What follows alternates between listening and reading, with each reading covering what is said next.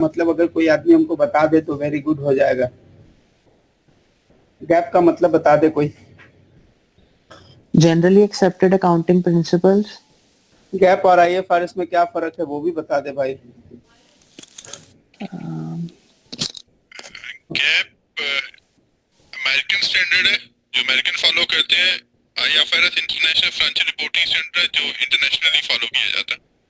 अच्छा, उसके अलावा बताएं। बाद में हाँ जी तौहीद भाई, इसके अलावा बताएं जी।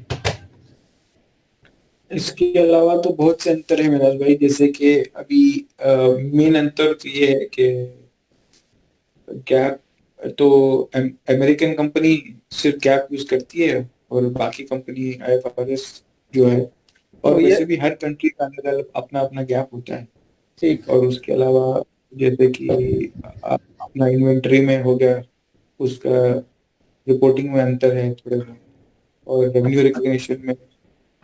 और मेन अंतर ये है कि अभी जो डेवलपमेंट और रिसर्च कॉस्ट है उसमें ये बोलते हैं कि आईएफआरएस और कैप बोलता है, मतलब आईएफआरएस और कैप बोलते हैं कि रेवेन्यू, मतलब सॉरी क्या बोलते, रिसर्च को एक्सपेंस कर दो, पर जब डेवलपमेंट कॉस्ट आता है तो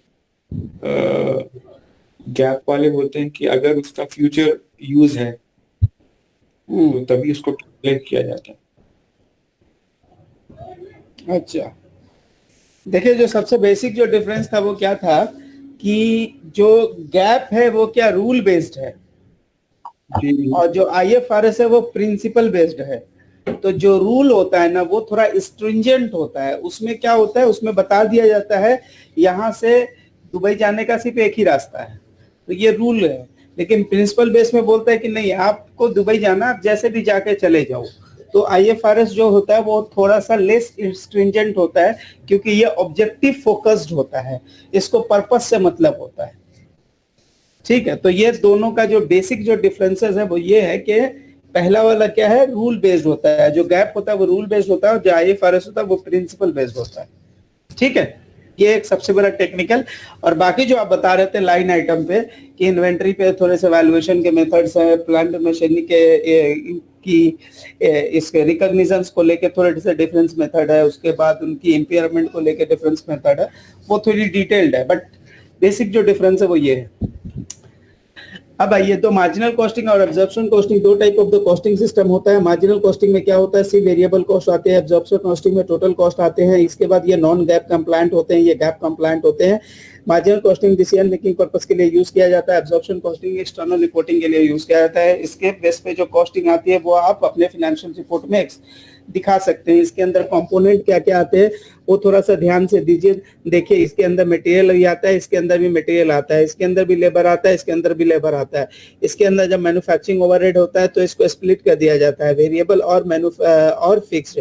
वेरिएबल जो होता है वो दोनों में आता है, चाहे वो मार्जिनल कॉस्टिंग हो या एब्जॉर्प्शन कॉस्टिंग हो। लेकिन जब अगर फिक्स्ड है तो वो मार्जिनल कॉस्टिंग में नहीं आएगा और फिक्स कॉस्टिंग में आएगा। ठीक है, उसके बाद इसका मतलब जो फिक्स मैन्युफैक्चरिंग ओवरहेड है उसको पीरियड कॉस्ट में इंक्लूड कर दिया जाता है अंडर द मार्जिनल कॉस्टिंग।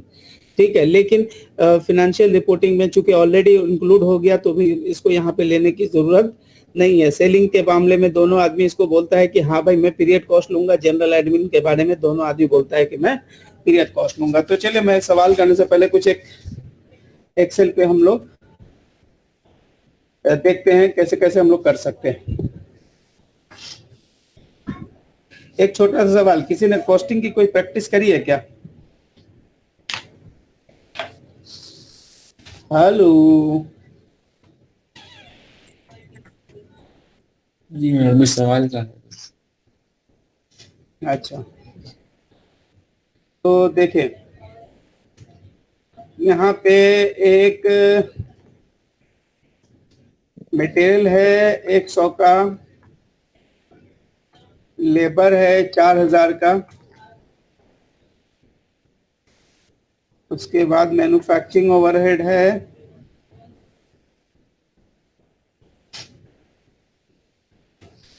4000 का,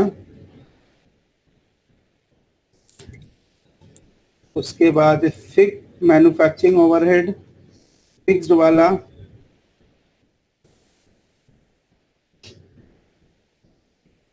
4,000 का। उसके बाद यूनिट प्रोड्यूस है 1,200, यूनिट सोल्ड है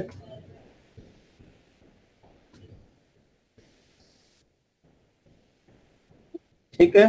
हमको बताना है क्लोजिंग स्टॉक का वैल्यू अंडर मार्जिनल कॉस्ट और एब्जॉर्प्शन कॉस्टिंग। अस्सलाम वालेकुम। वालेकुम अस्सलाम, कैसे भाई साहब? अल्लाह का शुक्र है। अभी किया क्या शुरू? एकदम 1 मिनट पहले। खाली एक सवाल पूछा था कि आईएफआरएस और गैप में क्या फर्क है।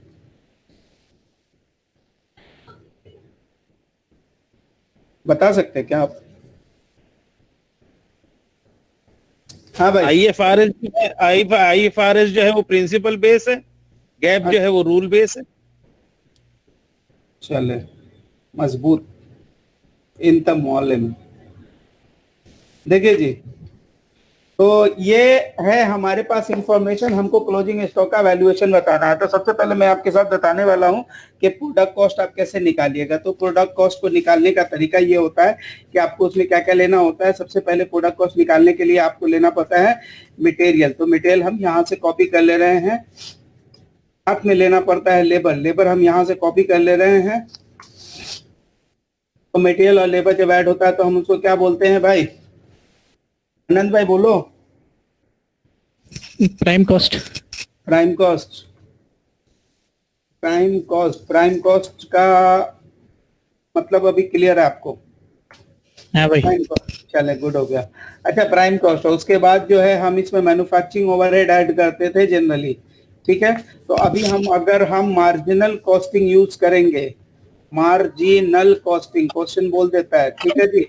कौन सा कॉस्टिंग आपको यूज करना है? Question will advise you. अगर क्वेश्चन एडवाइज नहीं करता तो आप समझेंगे कि आपको कौन सा कॉस्टिंग यूज करना है? एब्जॉर्प्शन। क्योंकि एब्जॉर्प्शन क्या होता है? गैप कंप्लायंट होता है। जब तक आपसे कोई एक्सेप्शनल रिपोर्ट नहीं मांगा जाए, आप एज्यूम करेंगे कि आपको गैप कंप्लायंट रिपोर्ट बनाने हैं, ठीक है जी। इसीलिए हम लोग कल वाले एग्जाम्पल में अप्लाइड ओवरहेड ले रहे थे। क्यों? हमको जब क्वेश्चन कुछ भी चल के नहीं बोल रहा था एक्सप्लिसिटली, तो हम उसको क्या चलेंगे? हम उसको मान के चलेंगे question is asking me to follow the absorption costing. अभी हम क्वेश्चन बोल रहा है कि भाई साहब मार्जिनल कॉस्टिंग में आपके अपने यूनिट्स का प्रोडक्ट्स बताओ और क्लोजिंग का वैल्यू बताओ। तो मैन्युफैक्चरिंग ओवरहेड सिर्फ यहाँ पर कौन सा वाला लेंगे? वेरिएबल वाला लेंगे। इसका मतलब हमारा जो टोटल कॉस्ट है वो कितना होने वाला है? टोटल कॉस्ट होने वाला है हमारा कितना जी? 11,000। 11,000 होने वाला है कितना यूनिट के लिए जी? 11,000 यूनिट के लिए होने वाला है। और आपने 10,500 यूनिट बेचा है, यानी कि आपके हाथ में क्लोजिंग स्टॉक कितना यूनिट बच गया है? 11,000 में से 10,500 यूनिट निकल गया, तो आपके हाथ में 500 यूनिट क्लोजिंग स्टॉक बच गया है। तो अब आपको अगर अपना क्लोजिंग स्टॉक का वैल्यू निकालना है, आप बोलिएगा कि डिवाइड बाई 11,000 मल्टीप्लाई बाई 500, यानी कि आपके क्लोजिंग स्टॉक की वैल्यू जी कितनी आएगी जी? 500 रुपए आएगी, ठीक है। तो ये हमने कौन सी कॉस्टिंग यूज करी है? हमने ये जो कॉस्टिंग यूज किया है, इस कॉस्टिंग का नाम होता है मार्जिनल कॉस्टिंग। अब आइए आपसे एब्जॉर्प्शन कॉस्टिंग करवाते हैं अपने, ठीक है। एब्जॉर्प्शन कॉस्टिंग कैसे काम करता है वो देखें। एब्जॉर्प्शन या फुल, दोनों नाम इसका कहा जाता है। एब्जॉर्प्शन या फुल कॉस्टिंग वो होता है जो गैप कंप्लायंट होता है, एक्सटर्नल रिपोर्टिंग के लिए यूज किया जाता है, और उसके जो कॉस्ट आते हैं वो हम फाइनेंशियल रिपोर्ट में इनकॉर्पोरेट करते हैं। आइए जी, इसमें हमने मटेरियल यहाँ से कॉपी कर लिया, लेबर भी कॉपी कर लिया, तो हमारा प्राइम कॉस्ट तो सेम आएगा क्योंकि यहाँ पे कोई डिफरेंसेस नहीं है। डिफरेंस किस बात को लेके है? फिक्स्ड और वेरिएबल। मैन्युफैक्चरिंग ओवरहेड पे फिक्स्ड और वेरिएबल को लेके मसले हैं। तो चलिए 4,000 रुपया हम यहाँ वेरिएबल वाला लेंगे, और फिर मैन्युफैक्चरिंग ओवरहेड हम फिक्स्ड वाला यहाँ पे नहीं लिया था, लेकिन यहाँ पे हम इसको लेंगे। अब जब हमसे पूछा जाएगा जी टोटल कॉस्ट बताइए, तो हमारा टोटल कॉस्ट होगा 15,000 रुपया। यानी अब अगर हमसे कोई पूछेगा जी क्लोजिंग स्टॉक की वैल्यूएशन तो बता दो, तो क्लोजिंग स्टॉक की जब वैल्यूएशन करूंगा तो क्या करूंगा, दिस डिवाइड बाय 500, ये 15,000 डिवाइड बाय 11,000 मल्टीप्लाई बाय 500, तो हमको अपना क्लोजिंग स्टॉक का वैल्यू निकल आएगा। तो दोनों में क्या फर्क लग रहा है आपको, दोनों में फर्क बता सकते हैं आप अभी टेक्निकली क्या फर्क है? सर क्लोजिंग स्टॉक एक बार फिर रिपीट कर सकते हैं प्लीज? हाँ जरूर करेंगे। अरे देखिए यहाँ पे मटेरियल, यहाँ तक आपको क्लियर है प्राइम कॉस्ट तक? जी। प्राइम कॉस्ट के बाद क्या है, जब आप एब्जॉर्प्शन या फुल कॉस्टिंग यूज करेंगे तो आपको both kind of factory overhead लेने होते हैं कॉस्टिंग के पॉइंट ऑफ व्यू से। तो जब कॉस्टिंग में हमको दोनों कॉस्ट लेने हैं, फिक्स्ड और वेरिएबल, तो हमने फिक्स्ड भी कॉपी किया और साथ में वेरिएबल भी कॉपी कर लिया। तो दोनों कॉपी करने के बाद हमारा टोटल कॉस्ट आया 15,000 रुपए का, ठीक है। 7,000 प्लस 8,000, 15,000 रुपए टोटल कॉस्ट आया। तो 15,000 जो कॉस्ट है वो 11,000 आइटम का है। 15,000 जो कॉस्ट हुआ है वो 11,000 आइटम का है, उसमें से 500 आइटम हमारे पास क्लोजिंग स्टॉक बच गया, यानी कि 15,000 बटे 11,000 मल्टीप्लाई बाय 5,000, 15,000 भागा 11,000 मल्टीप्लाई बाय 5,000 कीजिएगा तो आपका कॉस्टिंग आएगा 6,811 रुपए का। कितने का जी आया? 6,811 रुपए का, सॉरी 681 रुपया 82 पैसे का आपका क्लोजिंग स्टॉक आ गया। अब देखिए दोनों अकाउंटिंग में, दोनों मेथड्स में हम आपको इनकम स्टेटमेंट बना के दिखाते हैं, क्योंकि ये एग्जाम में आपको कहीं पे भी पकड़ लेगा इस सब क्वेश्चन पे, तो बहुत ध्यान से देखिएगा। मान लीजिए कि ये सेलिंग प्राइस है वो 8, मान लीजिए कि सेलिंग प्राइस है 2 रुपया 50 पैसा। सेलिंग प्राइस क्या है? एट द रेट ऑफ 2 रुपया 50 पैसा, ठीक है जी। 50 पैसा पर यूनिट, कोई पता नहीं है, हम लोग को भी आता है। 2 रुपया 50 पैसा पर यूनिट करके हम आइटम बेच रहे हैं। आइए अब हम इनकम स्टेटमेंट बनाना सीखते हैं। Income statement under marginal costing, ध्यान दीजिएगा। हमने सबसे पहले क्या लेना है? रेवेन्यू लेना है, REVENUE, रेवेन्यू। रेवेन्यू हमने लिया तो कितना लेना है? 11,000। 11,000 का रेवेन्यू मल्टीप्लाई बाय 2.5, तो 27,500 का रेवेन्यू हो गया। अब बताइए कॉस्ट ऑफ प्रोडक्शन कितना लेंगे? कॉस्ट ऑफ सेल जो लेते हैं वो कितना लेंगे बताइए तो?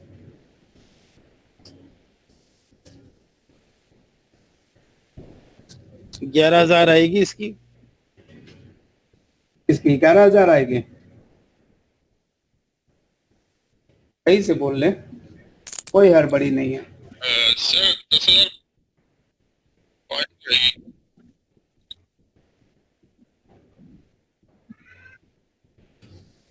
अभी तो ये सवाल तो बहुत गलत सवाल है आपका। रेवेन्यू हमेशा सेल कब होगा? नहीं, यूनिट सेल पे हुआ या unit sold multiply by per unit. हाँ ठीक है, चले इसके आगे हमको कॉस्टिंग बताएं। कॉस्टिंग होगा material, labour, manufacturing overhead, variable वाला।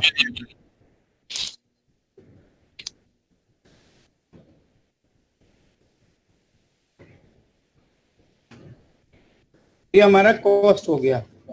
इसमें से लेस करेंगे क्लोजिंग स्टॉक का वैल्यू।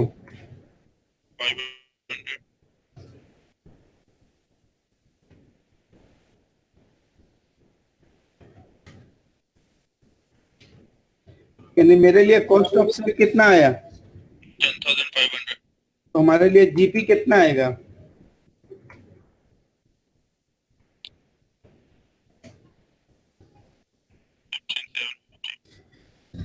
उसके बाद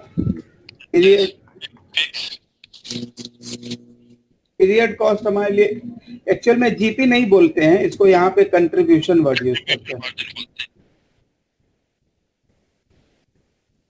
हाँ, अब पीरियड कॉस्ट कितना इसमें डालूंगा? 4,000. अभी हमारा जो ऑपरेटिंग प्रॉफिट कितना आएगा? 11,750.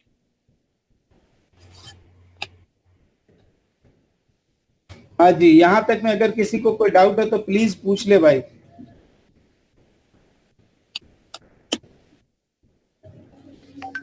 प्लीज पूछ लें।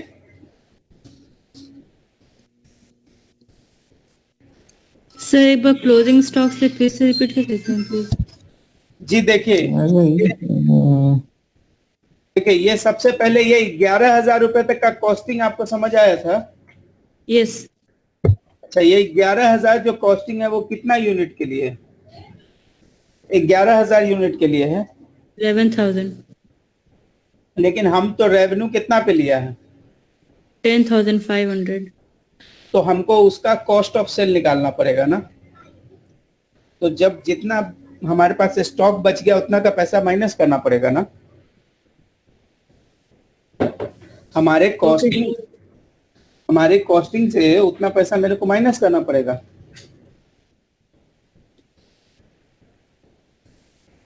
ठीक है,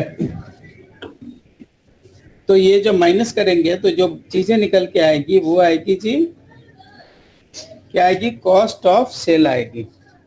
हाँ तौहिद भाई, आप कुछ बोल रहे थे क्या? बोलो। ये आपने बनाया है अब्जॉर्प्शन कॉस्टिंग बेसिस पे? नहीं, मार्जिनल कॉस्टिंग पे बना रहा हूं भाई साहब। ओके। ठीक है, आइए अब्जॉर्प्शन पे अगर बनाते हैं तो क्या आप कैसे, क्या दिया होता क्वेश्चन में?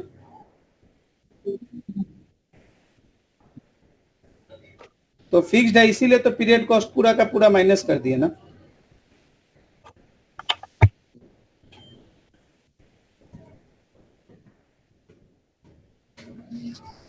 ठीक है, आइए कहाँ नहीं लेने का, कॉस्ट में नहीं लेने का है, लेकिन ये कॉस्ट के नीचे ले रहा है ना, ये पीरियड कॉस्ट ले रहा है ना भाई साहब। यहां पे नहीं लेना, अभी दिखाता हूं कहां पे नहीं लेने के लिए बोला हूं। हाँ जी, यहाँ पे जब रेवेन्यू लिखना है तो हम कहां से कॉपी लिख लेंगे जी? क्लियर? अब देखिए, यहाँ पे ये भी कॉपी करना है, ये भी कॉपी करना है, ये भी कॉपी करना है, लेकिन यहाँ पे आपको लिखना पड़ेगा मैन्युफैक्चरिंग ओवरहेड फिक्स्ड वाला।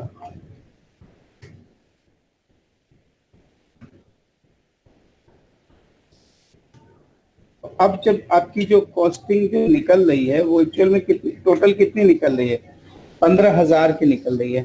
अब जब क्लोजिंग स्टॉक आपकी जब माइनस की जाएगी उसकी वैल्यू, तो डिवाइड बाय 11,000 मल्टीप्लाई बाय 5,000, यानी अब जो आपका कॉस्ट ऑफ गुड्स सोल्ड आया वो कितना आया?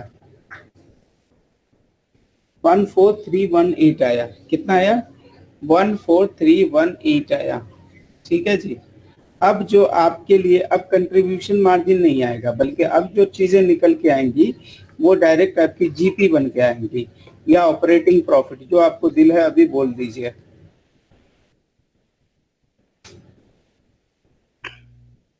दोनों के आंसर में आपको क्या समझ आ रहा है? दोनों के आंसर से आप क्या ये कर पा रहे हैं? देखिए, सबसे पहले मैं आपको बता देता हूं, इसमें आपके आंसर जो है ज्यादा है या इसमें ज्यादा है? ये वाले पोर्शन में हमारे आंसर्स ज्यादा हैं। क्यों? क्योंकि हमने क्या किया, यहाँ पे इसका प्रोपोर्शनेट, ये जो फिक्स कॉस्ट है ना, ये जो फिक्स कॉस्ट है, इसका जो कुछ पोर्शन हमने क्या कर दिया? डेफर कर दिया।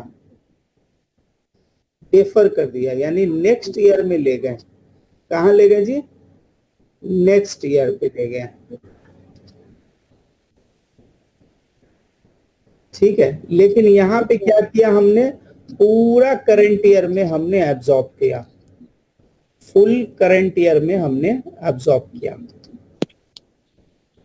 ठीक है, तो ये एक डिफरेंस है। दोनों के बीच का जो फैक्टर होता है, ठीक है, जो करेक्शन फैक्टर कहलाता है, उसका नाम मैं बता दे रहा हूं, उसका टेक्निकल नाम क्या है,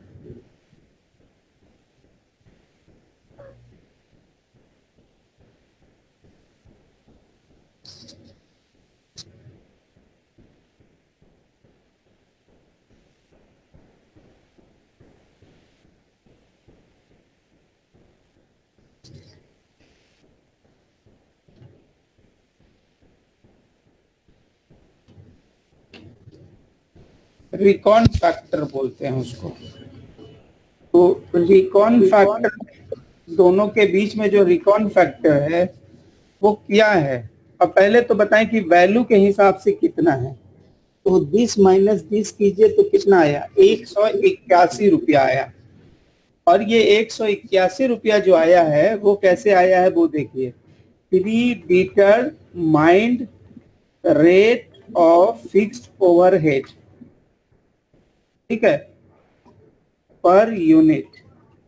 तो फिक्स्ड ओवरहेड का अगर प्री डिटरमाइंड रेट हमको निकालना पड़े तो हम क्या करेंगे,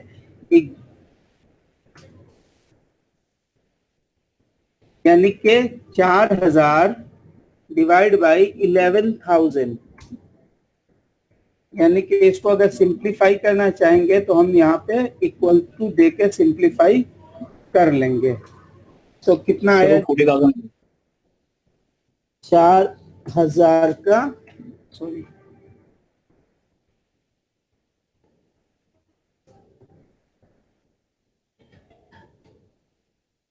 चार हजार, यानी कि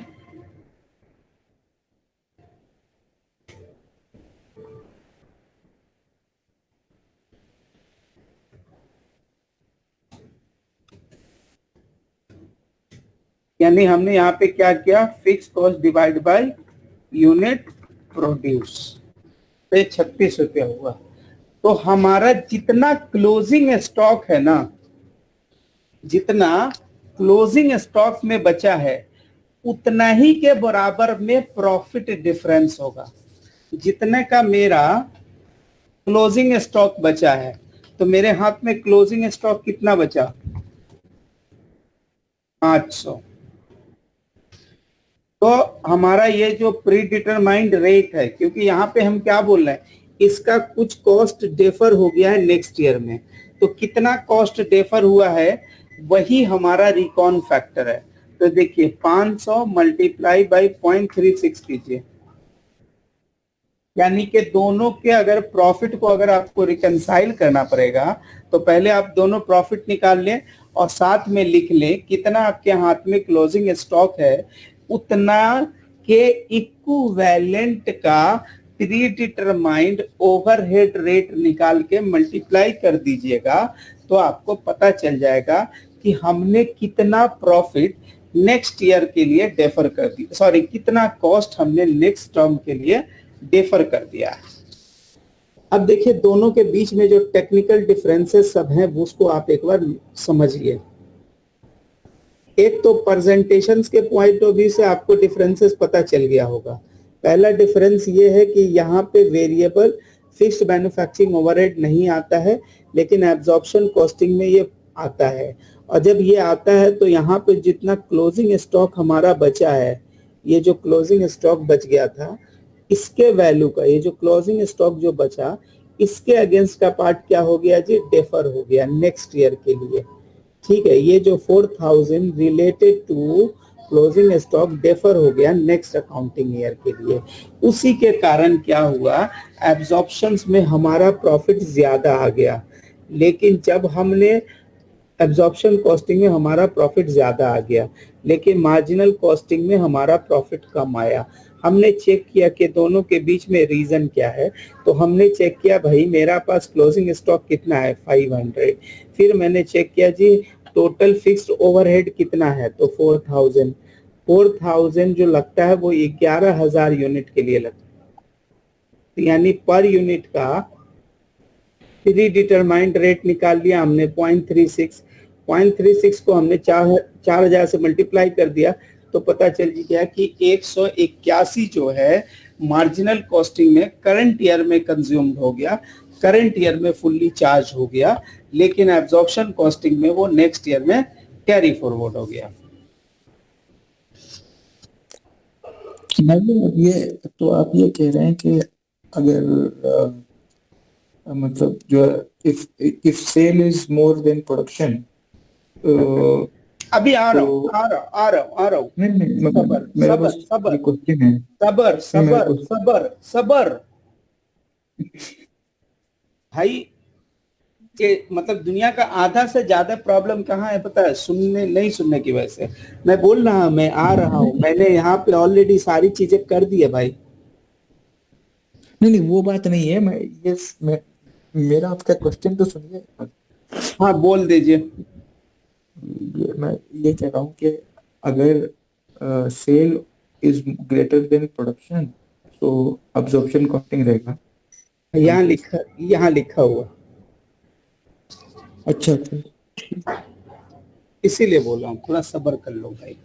जी एक जी मिनट नहीं लगे। मैं बस वही था कि अंतर एक मिनट में देख लेता हाँ चलो, आप लोग से गुजारिश है कि ये सवाल अपने कॉपी पे करें, अपने कॉपी अपने पेज पे करें।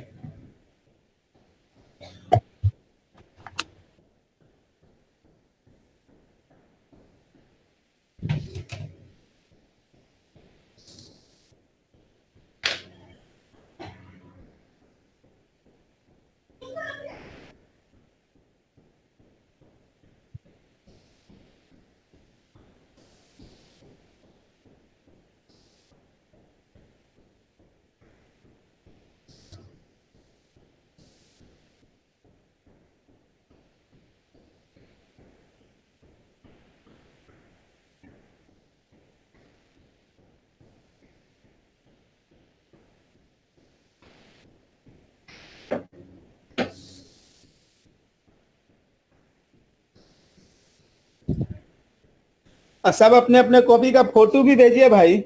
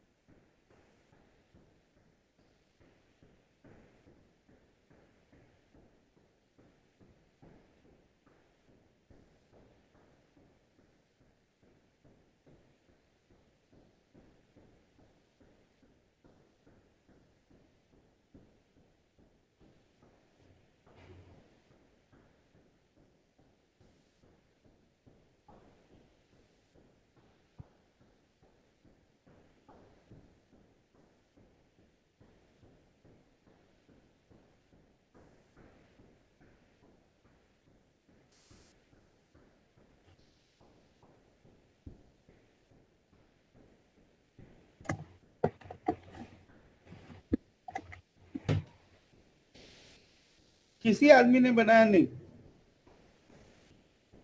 ऐसा कैसे हो सकता है भाई? सर बस थोड़ा लास्ट कैलकुलेशन लास्ट में जाएगी। नहीं नहीं, जहां तक बनाया फोटो तो भेजें, एफर्ट को एक्नॉलेज करने के लिए देखूंगा तब ना बताऊंगा कि हाँ जी क्या समझ रहे हैं आप।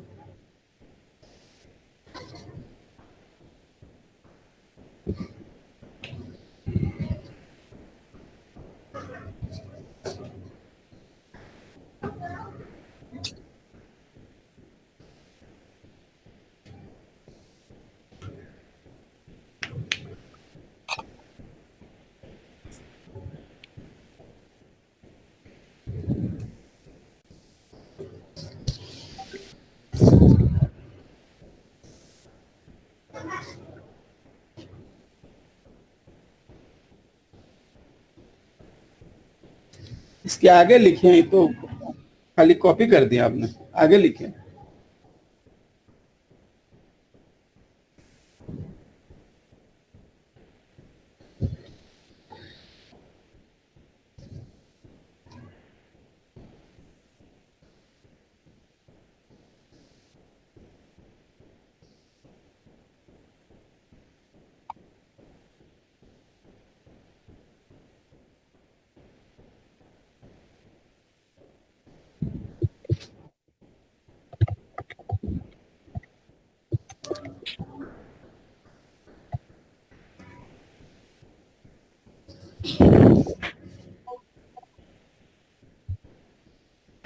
पाँच सौ यूनिट सोल्ड हुआ है, हो गया।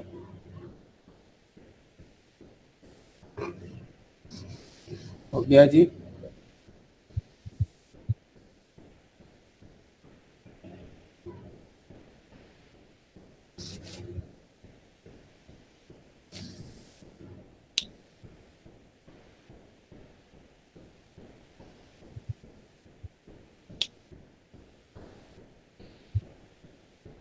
तो आनंद भाई, रिकन फैक्टर को वैलिडेट किया आपने?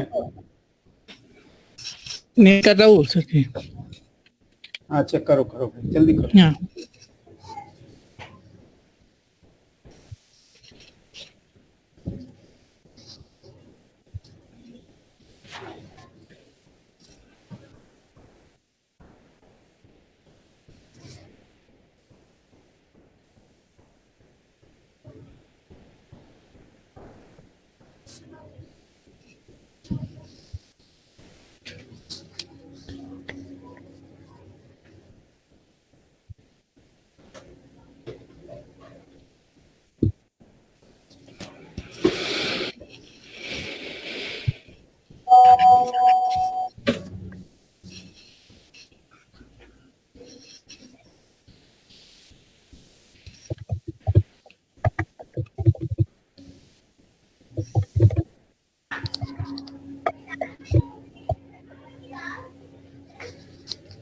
हो गया, चले अब मैं करता हूँ, तो चेक कर लें।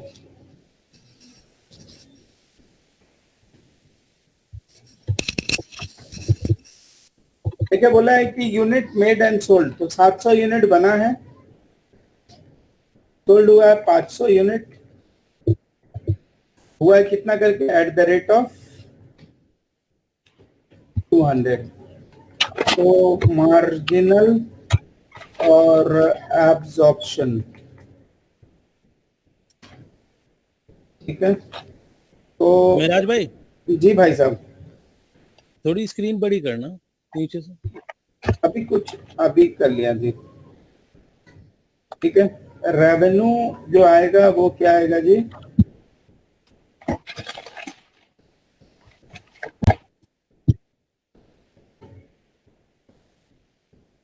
रेवेन्यू आ गया जी। इसके बाद बोल रहा है variable manufacturing cost per unit. तो मैन्युफैक्चरिंग कॉस्ट हम पहले जाएंगे जैसे हमने सिखाया है,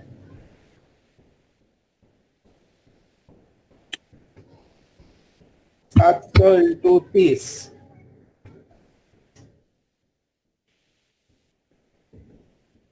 ठीक है, 700 इंटू 30 सिखाया है। फिर उसके बाद हमने बोला कि वेरिएबल सेलिंग कॉस्ट है, तो सेलिंग के बारे में हम बोल चुके थे कि भाई साहब ये पीरियड कॉस्ट है, तो इसको इग्नोर करना है। फिर बोल रहा है मैन्युफैक्चरिंग कॉस्ट है 17,500 का। 17,500 कैसे आया था? 25 रुपया इंटू दिस, यानी के बेस जितने यूनिट्स थे उसके ऊपर हमने मल्टीप्लाई करके लाया था। फिर फिक्स सेलिंग प्राइस जो है वो एक्चुअल में हमारे पीरियड कॉस्ट है। तो देखिए ये जो हमारा है वो 700 यूनिट के लिए। फिर हम इसमें से क्लोजिंग स्टॉक निकाल देंगे। तो क्लोजिंग स्टॉक कैसे निकालेंगे जी? इस डिवाइड बाय 7 मल्टीप्लाई बाय 200। इसका मतलब ये हुआ कि जो कॉस्ट ऑफ गुड्स सोल्ड है वो कितने का है? 15 का है। लेकिन जब हम एब्जॉर्प्शन में करेंगे तो ये भी लेंगे और साथ में हम क्या लेंगे? फिक्स्ड मैन्युफैक्चरिंग ओवरहेड लेंगे, जो कि पूरा का पूरा हम लेंगे 17,500 का।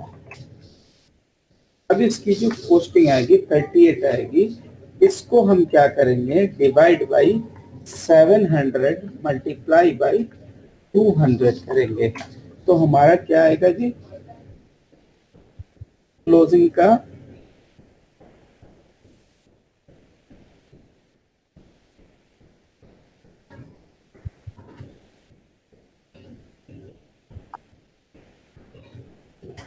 ठीक है, ये हमारा आ गया जी क्लोजिंग। यानी अब हम जब इसमें से वो निकालेंगे तो कॉस्ट ऑफ गुड्स सोल्ड आ गया। इसका मतलब यहाँ पे आ गया हमारा कंट्रीब्यूशन। कंट्रीब्यूशन कितना आया जी?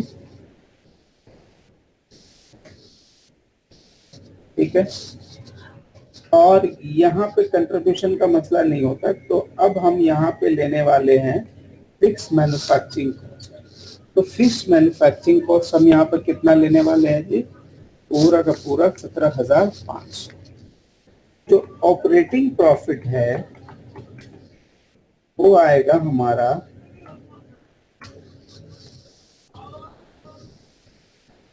तो यहाँ पे लेने के लिए हम क्या करेंगे?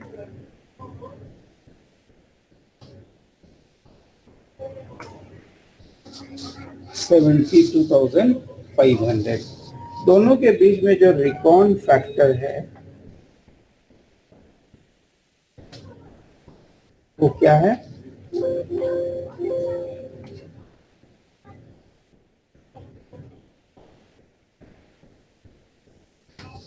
$5,000। अब हम देखेंगे कि 5,000 जो है वो कैसे है। तो चूंकि हम निकालेंगे फिक्स कॉस्ट एब्जॉर्प्शन रेट, या जिसको हम बोलते हैं प्री डिटरमाइंड रेट।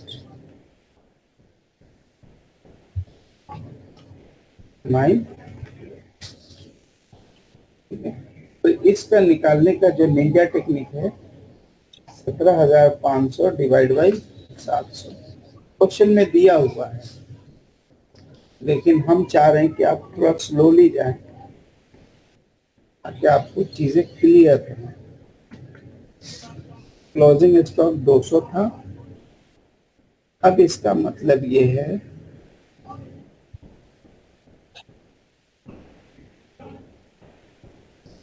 अब इसका मतलब क्या हो गया जी? इसका मतलब ये हो गया कि अब हम जब इसको वैलिडेट कर रहे हैं तो कैसे करके कर रहे हैं? Multiply by 25। हाँ जी, यानी जो रिकॉन फैक्टर था वो जो हमारे हाथ में क्लोजिंग स्टॉक बचा था, multiply by closing stock multiply by predetermined rate of fix cost. अभी अगर किसी के मन में सवाल है तो प्लीज पूछ लें, कोई मसला नहीं।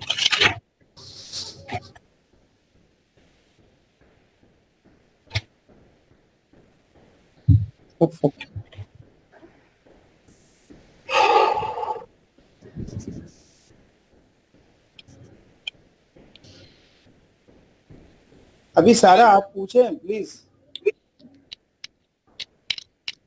इसमें आपने मटेरियल कॉस्ट कहाँ से ली है? जी मटेरियल पीरियड कॉस्ट इग्नोर कर दिया क्योंकि दोनों में सेम आ रहा है ना। कॉस्ट की बात कर रहा हूँ 21,000।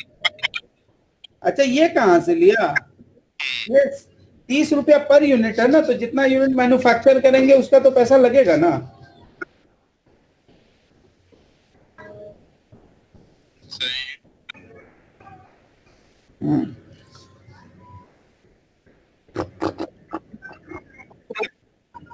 अरे वो दोनों में सेम है ना, तो उसमें हमको जो पर्पस था वो यहीं पे खत्म हो रहा है। वो दोनों में सेम है ना, उस पर कोई डिफरेंस नहीं होता ना। अब आइए अब इसको समराइज करते हैं। तो देखिए ये हम लोग यहाँ पे निकाल चुके थे, रिकन फैक्टर हमारा हो गया, ठीक है। अब हम इसको समराइज करते हैं ताकि आपको एग्जाम पॉइंट ऑफ व्यू से याद रहे। तो देखिए ये सर बोले भाई, हम ये सेलिंग वेरिएबल वाला क्यों नहीं ले रहे? भाई वो दोनों में सेम है ना, दोनों अकाउंटिंग में सेम है ना, हम ऑपरेटिंग प्रॉफिट तक निकाल के छोड़ दिया। Okay okay okay sir. आइए तो हम देख रहे हैं यहाँ पे लिखा हुआ है वेरिएबल वर्सेस एब्जॉर्प्शंस कैसे काम करती है उसको देखें। Variable versus objection. Product cost के अंदर में क्या क्या आता है? प्रोडक्ट कॉस्ट के अंदर में आता है एब्जॉर्प्शन, देख रहा हूँ अभी, तो आता है direct material, direct labour, manufacturing overhead, fixed overhead. और ये पीरियड कॉस्ट के अंदर में कोई भी सेलिंग चाहे वो फिक्स्ड हो या वेरिएबल हो, सेलिंग एंड एडमिन जो भी खर्चा होता है वो पीरियड कॉस्ट हो जाता है। जब वेरिएबल आता है तो उसके अंदर सिर्फ मटेरियल आ रहे हैं, लेबर आ रहे हैं, ओवरहेड जा रहे हैं। लेकिन जब इसकी बात आती है, जब पीरियड कॉस्ट की बात आती है, तो ये देखिए ये यहाँ पे जाएगा, ये भी यहाँ जाएगा, ये भी यहाँ जाएगा। यानी वेरिएबल कॉस्ट में जब पीरियड कॉस्ट लेंगे तो मैन्युफैक्चरिंग ओवरहेड अगर वो फिक्स्ड नेचर का है तो that is going to be the period cost under the variable costing, ठीक है। उसी चीज को यहाँ पे भी समराइज करके लिखा हुआ है। लेकिन हम जब एग्जाम दिए थे सीएमए का तो ये वाला सवाल आया था, differentiate between the variable costing and absorption costing, ठीक है। तो वहां पे हमने बताया था कि देखो कि फिक्स्ड कॉस्ट जो होता है only difference between the variable and absorption costing, the change in fixed cost in the inventory is the reconciling item between the two item, so that is the reconciliation factor. Reconciliation factor का मतलब होता है fixed cost per unit multiply by the closing unit in inventory. तो ये जब मैं exam दिया था तो ऐसे ही आया था, ठीक है। तो हमने लिख दिया था ये वाला। अब आइए समराइज करते हैं इम्पैक्ट समझने के लिए कि कब क्या इम्पैक्ट होगा। अगर selling is equal to production होगा तो दोनों अकाउंटिंग में, दोनों कॉस्टिंग मेथड्स में आपके प्रॉफिट सेम आएंगे। दोनों कॉस्टिंग मेथड में आपके प्रॉफिट सेम आएंगे। क्यों? आपके पास रिकॉन फैक्टर के लिए क्लोजिंग स्टॉक चाहिए, क्लोजिंग 0 है तो 0 से कोई भी चीज मल्टीप्लाई करेंगे 0 हो जाएगा। इसका मतलब कोई भी वहां पे क्या नहीं है, कोई भी वहां पे प्रॉफिट पे डिफरेंस नहीं होंगे, दोनों के प्रॉफिट सेम आएंगे। अगर प्रोडक्शन ज्यादा है, ये वाला अभी हमने देखा, जो अभी हम लोगों ने एग्जाम्पल किया था उसमें क्या था, प्रोडक्शन ज्यादा था सेल के बनिस्बत, तो हमारा क्या था कि एब्जॉर्प्शन का प्रॉफिट ज्यादा आ रहा था, मार्जिनल का कम आ रहा था। लेकिन प्रोडक्शन से अगर सेल ज्यादा है तो ये सिचुएशन तभी होगा जब आपके पास कोई ओपनिंग इन्वेंट्री है, साथ में आपने कुछ प्रोडक्शन किया है, और यानी कि दोनों मिला के आप सेल ज्यादा कर ले रहे हैं, लेकिन करंट प्रोडक्शन से आपके सेल अगर ज्यादा हैं तो आपके मार्जिन में प्रॉफिट ज्यादा आएंगे एब्जॉर्प्शन के बनस्बत। तो this table is very important because यहाँ से आपके जो एमसीक्यूज है वो यहाँ से आपके सॉल्व होते हैं, ठीक है। लिखा हुआ है fixed in manufacturing cost per unit is inventoried under the absorption costing and charge to the income statement under the marginal costing. यही बात को मैं वहां बताया था कि उसका जो फ्रैक्शन है, उसका जो क्लोजिंग स्टॉक से रिलेटेड पार्ट है वो आप तो बैलेंस शीट में लेके चले जाते हो और डेफर कर देते हो, नेक्स्ट ईयर में कंज्यूम करते हो। लेकिन जब आप मार्जिनल कॉस्टिंग यूज करते हो तो आप उसको फुल्ली इनकम स्टेटमेंट में चार्ज कर देते हो, ठीक है। अब बात आती है कि यहाँ पे क्या होता है, यह provides absorption costing provides matching and cost revenue, इसको फॉलो करता है। ये गैप एंड आईआरएस जो वहाँ की जो इनकम टैक्स रेगुलेटरी सिस्टम जो भी है वहाँ की, उसको फॉलो करता है। उसके बाद ये cost fix cost to cost centre make more responsible. यहाँ पे क्या होता है, यहाँ पे चूंकि आप प्रॉपर जो एब्जॉर्प्शन कॉस्टिंग होता है वहां पे क्या होता है, हर कॉस्ट सेंटर को के मैनेजर्स को वो कॉस्ट एलोकेट करके देता है और बोलता है कि यू हैव टू मैनेज। फिर वहां पे क्या होते हैं, सारे चीजों की करेक्ट कैलकुलेशन हो पाती है, क्योंकि आप उतना ही फिक्स कॉस्ट चार्ज करते हो जितना यूनिट आप सेल करते हो। बाकी जो यूनिट सेल नहीं करते उसका कॉस्ट आप फ्यूचर के लिए क्या करते हो जी, फ्यूचर के लिए डेफर कर देते हो। फिर लिख रहा है कि suitable for the pricing. Reason ये होता है कि अगर आप मार्जिनल कॉस्टिंग यूज करेंगे तो आप जब क्या अपनी कॉस्टिंग करेंगे तो आपकी कॉस्टिंग क्या हो जाएगी, गलत हो जाएगी, क्योंकि आप पूरा का पूरा फिक्स कॉस्ट अभी चार्ज कर रहे हैं। इवन दो आप उसमें से 50% मटेरियल नेक्स्ट ईयर बेचिए, 50% ऑफ प्रोडक्शन नेक्स्ट ईयर बेचिएगा, बट अगर अपनी कॉस्टिंग अगर आप मार्जिनल कॉस्टिंग से करेंगे तो आपसे एक गलती होने के चांसेस हैं। ठीक है, तो these are the things which we need to know about the product cost and period cost. फिर आया हमारा इनकम स्टेटमेंट कैसे बनता है, तो अभी हमने आपके साथ बैठा के बना ही दिया। ठीक है, तो यहाँ पे हमारा एब्जॉर्प्शन कॉस्टिंग में जब इनकम स्टेटमेंट बनता है तो उसमें क्या आता है, cost of goods sales minus cost of goods minus करेंगे तो आपका जीपी आ जाएगा। उसके बाद वेरिएबल नॉन वेरिएबल जो भी नॉन मैन्युफैक्चरिंग कॉस्ट है उसको आप पूरा का पूरा एक्सपेंस करेंगे तो आपका ऑपरेटिंग प्रॉफिट आ जाएगा। लेकिन यहाँ पे क्या होता है, वेरिएबल कॉस्टिंग में नोमेनक्लेचर चेंज हो जाता है। यहाँ पे क्या होता है, यहाँ पे आता है जी वेरिएबल कॉस्ट जब माइनस कीजिएगा तो आपका कंट्रीब्यूशन आ जाएगा। उसके बाद नॉन मैन्युफैक्चरिंग दोनों को, यानी ये आ जाएगा मैन्युफैक्चरिंग कंट्रीब्यूशन, फिर वेरिएबल नॉन मैन्युफैक्चरिंग अगर एक्सपेंस्ड आइटम माइनस कीजिएगा तो आपका कंट्रीब्यूशन मार्जिन आ जाएगा। फिर यहाँ पे दोनों काइंड ऑफ फिक्स ओवरहेड आप माइनस कीजिएगा तो आपका ऑपरेटिंग इनकम आ जाएगा। तो ये थोड़े से प्रेजेंटेशन के लिए जानना जरूरी है, एग्जाम पे इसका कोई बहुत ज्यादा इम्प्लीकेशन नहीं है। जो एग्जाम के लिए इम्पोर्टेंट था कि आप डिफरेंशिएट कर सको, वैल्यूएशन कर सको और रिकॉन फैक्टर से आप अपने आंसर को वैलिडेट कर सको। ठीक है, अब आते हैं हम थोड़े से डिफरेंट टाइप ऑफ कॉस्टिंग पे, डिफरेंट टाइप में और क्या क्या आते हैं देखते हैं। तो अभी तक हमने खत्म किया ये जी, हमने खत्म किया ये वाला पार्ट, हमने खत्म किया ये वाला पार्ट, ये तो डेफिनेशन है अभी खत्म हो जाएगा। आइए, डायरेक्ट कॉस्ट क्या होता है। डायरेक्ट कॉस्ट जिसको आप डायरेक्टली ट्रेस कर सकते हो प्रोडक्ट के अंदर में, जिसका एग्जांपल दिया गया है direct material, direct labour. Example shirt में टेलरिंग का जो एफर्ट्स है वो आप निकाल सकते हो और साथ में शर्ट में मटेरियल की क्वांटिटी निकाल सकते हो। इनडायरेक्ट को सीधे बोल दिया, जो डायरेक्ट नहीं है वो सारा इनडायरेक्ट है। अब एग्जाम में 2-3 छोटे छोटे सवाल आते हैं, कॉस्ट ऑब्जेक्ट या कॉस्ट यूनिट क्या होता है। तो जहां पे भी आप कॉस्ट को असाइन करते हो, जहां पे चाहे वो प्रोडक्ट हो, कस्टमर हो, डिपार्टमेंट हो, सर्विस हो, प्रोजेक्ट हो, कुछ भी हो, वो सारे के सारे आपके क्या कहलाते हैं जी, कॉस्ट यूनिट या कॉस्ट ऑब्जेक्ट कहलाते हैं। ये हमारे सैप वाले भाई साहब बहुत अच्छे से बताएंगे, क्योंकि इनको कॉस्ट ऑब्जेक्ट बना के अपना प्रोजेक्ट की कॉस्टिंग करनी पड़ती है। ठीक है, उसके बाद आता है कॉस्ट ड्राइवर। कॉस्ट ड्राइवर क्या होता है, जो आपके कॉस्ट को ट्रिगर करता है। ठीक है, कॉस्ट ड्राइवर क्या होता है, जो आपके कॉस्ट को ट्रिगर करता है, यानी हमारे लेमैन के लैंग्वेज में बोल दे, रीजन फॉर कॉस्ट होता है। क्या होता है, रीजन फॉर कॉस्ट होता है लेमैन लैंग्वेज में, बट डेफिनेशन के लैंग्वेज में ट्रिगर करता है जो भी कॉस्ट को, वो होता है कॉस्ट ड्राइवर। जहां पे कॉस्ट को लाके आप एक्यूमुलेट करते हो सेम टाइप से, यानी कि समराइजिंग जो वर्ड यूज करते थे अकाउंटिंग में, उसका दूसरा नाम कॉस्ट पूल होता है। ठीक है, जो सिमिलर कॉस्ट एलिमेंट या नेचर के जो भी कॉस्टिंग है उसको एक जगह पे लाके रखते हैं, that is called the cost pool. Unit cost का मतलब पता ही होगा, कॉस्ट ऑफ पर आइटम, पर सेल, पर कॉल, पर यूनिट, पर पेन, पर बुक्स। एक्सप्लिसिट कॉस्ट क्या होता है?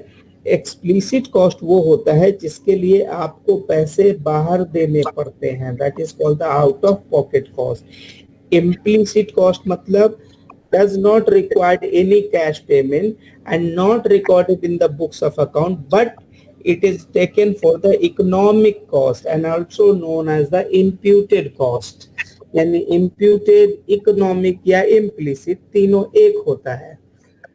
फिर आता है अपॉर्चुनिटी कॉस्ट। अपॉर्चुनिटी कॉस्ट का मतलब होता है the lost of contribution which is lost by not using the limited resources. Economy में पढ़ाया जाता था हम लोग को कि resources are limited, we have to use it wisely. तो इसका मतलब यही था कि आप टाइम को भी मतलब 4 घंटे जॉब कर सकते तो 4 घंटे पढ़ नहीं सकते, 4 घंटे पढ़ सकते तो 4 घंटे जॉब नहीं कर सकते। तो जिसको भी छोड़ने का जो कॉस्ट है that is called the opportunity cost.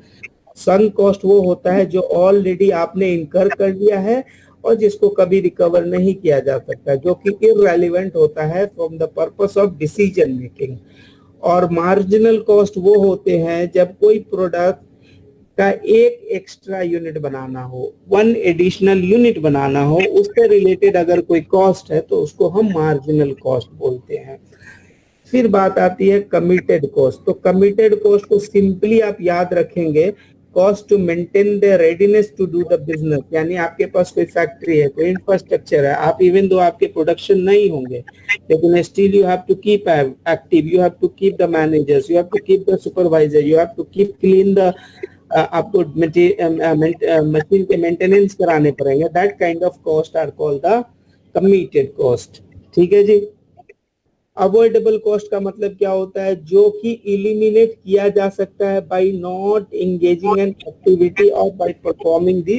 ठीक है, तो ये अवॉइडेबल है अगर आपकी मर्जी है, और ये डिपेंड करता है आपकी हायरार्की पे, यानी आपकी पोजीशन डिसाइड करती है कि आप ये खर्चे को अवॉइड कर सकते हैं या नहीं कर सकते हैं।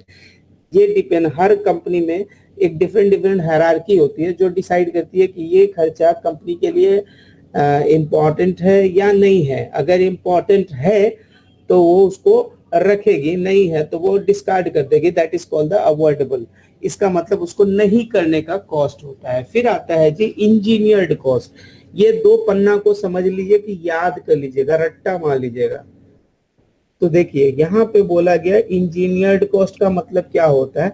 ये जिस चीज को आप observe, quantify and cause and effect वाले जो कॉस्ट होते हैं, यानी जब जिस काम को आपने खोल के पढ़ लिया, जिस एक्टिविटीज, जिस प्रोसेस को आपने एक्टिविटी में डिवाइड कर करके हर एक्टिविटी की रीजनिंग, कॉस्ट एंड इफेक्ट के साथ कॉस्ट को निकाल लिया, that cost is called the engineered cost. तो इसको क्या बोलते हैं? Observable, quantifiable cause and effect relationship maintain करता है ये कॉस्ट। फिर बात आता है इंक्रीमेंटल। एक एडिशनल, मतलब कोई भी एडिशनल कॉस्ट अगर आप करते हैं किसी डिसीजन के लिए तो वो उसका इंक्रीमेंटल कॉस्ट होता है। डिफरेंशियल कॉस्ट जो होता है 2 ऑप्शन के बीच में, यानी 2 डिसीजन के दरमियान का कॉस्ट। अगर 2 टाइप के, यानी डिसीजन ए है, डिसीजन बी है, डिसीजन ए 5,000 का, डिसीजन बी 15,000 का, तो 10,000 डिफरेंशियल कॉस्ट हुआ। कंट्रोलेबल का मतलब हो गया जो ऊपर में जो अवॉइडेबल है, controllable is somehow very similar. इसमें भी given level of management decide करती है कि उसको खर्च करना है या नहीं करना है। नॉन कंट्रोलेबल जो होता है जिसमें कोई मैनेजर कुछ नहीं कर सकता। रेंट ले लिया, 12 महीने का एग्रीमेंट कर लिया, साथ में लिख दिया कि अगर 12 महीना पर छोड़ नहीं सकता हूँ, तो वो नॉन कंट्रोलेबल टाइप के हो गए। इकोनॉमिक कॉस्ट का मतलब जिसके अंदर दोनों कॉस्ट हो, यानी out of pocket cost plus implicit, explicit plus implicit, यानी out of pocket cost plus implicit cost, दोनों का जो सबमिशन होता है that is called the economic cost. लेकिन आपसे अगर पूछूंगा कि अकाउंटिंग कॉस्ट क्या होता है, तो अकाउंटिंग कॉस्ट वो होता है जिसके लिए आपने सिर्फ बाहर में पैसे देने होते हैं। फिर आता है कि split of point. Split of point क्या होता है? जब आप कोई ज्वाइंट प्रोसेस या कोई मैन्युफैक्चरिंग प्रोसेस करते हैं और उस प्रोसेस से मोर देन 1 प्रोडक्ट बनते हैं, यानी मल्टीपल प्रोडक्ट बनते हैं, तो एक वो पॉइंट जहां पे आप प्रोडक्ट को आइडेंटिफाई कर सके, उसके नेचर, उसकी सेलेबिलिटी या उसके बाकी दूसरे भी नेचर के हिसाब से उस पॉइंट को हम स्प्लिट अप पॉइंट कहते हैं, स्प्लिट ऑफ पॉइंट कहते हैं। अब बात आता है जी ज्वाइंट कॉस्ट क्या होता है। ज्वाइंट कॉस्ट वो होता है जो स्प्लिट ऑफ पॉइंट से पहले किया गया खर्च है।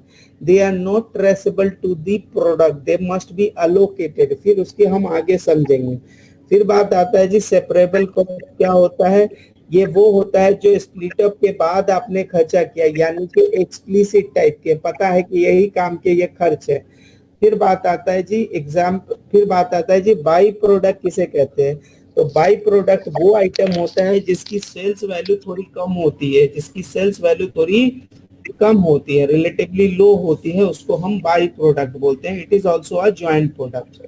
ठीक है, अब बात आता है कि यहाँ पे एग्जाम्पल्स में है, इसको छोड़ दा।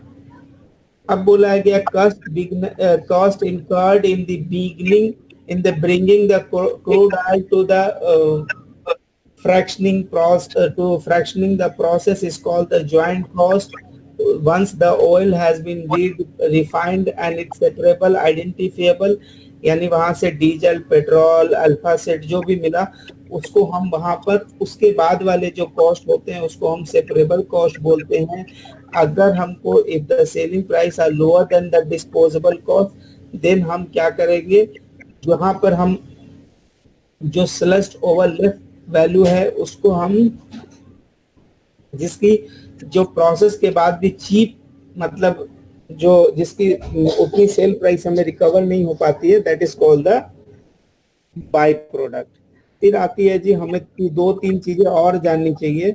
वो ये है नॉर्मल लॉस क्या होता है, नॉर्मल स्पॉइलेज क्या होता है। ये स्पॉइलेज होता है जब आप नॉर्मल ऑपरेटिंग कंडीशन यानी नॉर्मल वर्किंग कंडीशन में काम करते हैं और उसके बावजूद भी कोई चीजें नुकसान हो जाती है, ठीक है, तो उसको हम नॉर्मल लॉस बोलते हैं। और उसका जो कॉस्ट होता है वो एक्चुअल में प्रोडक्ट कॉस्ट हो जाता है।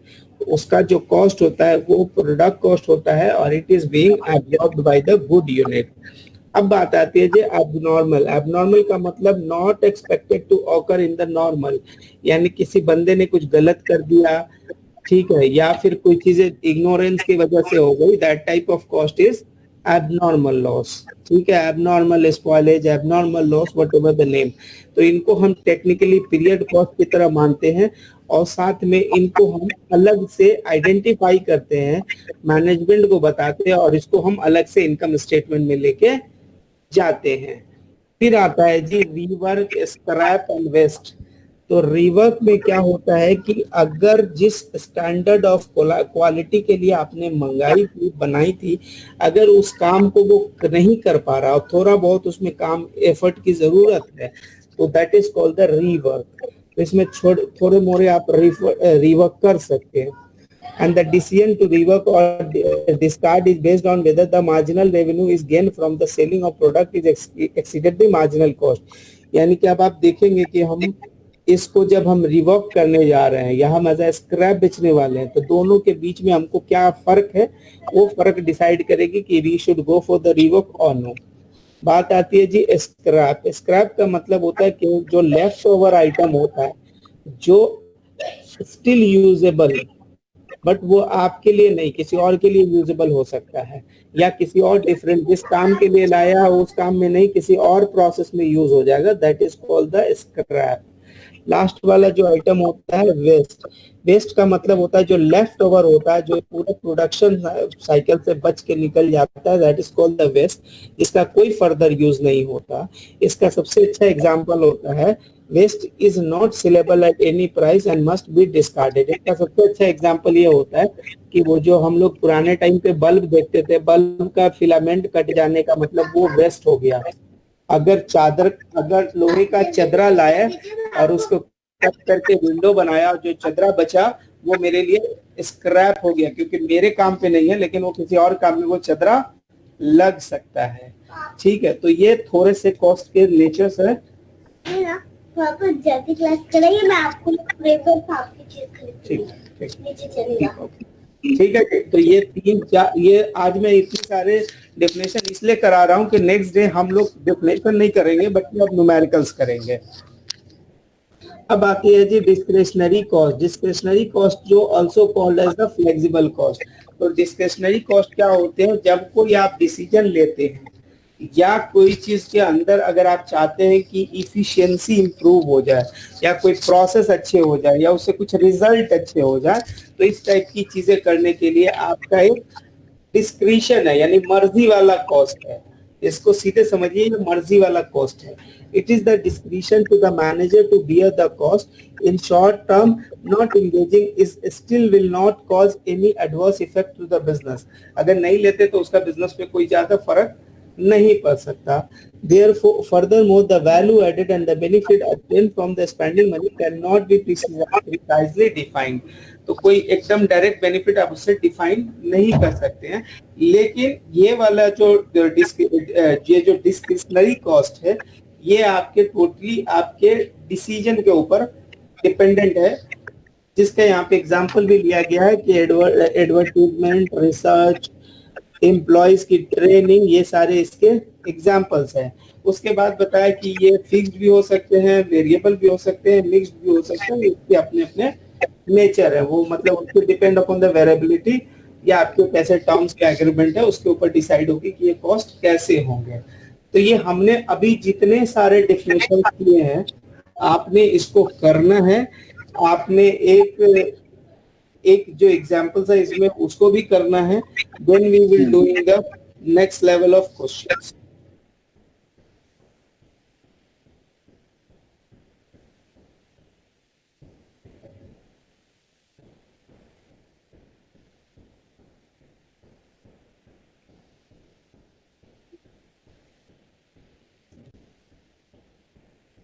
सर ये पीडीएफ शेयर कर दोगे आप?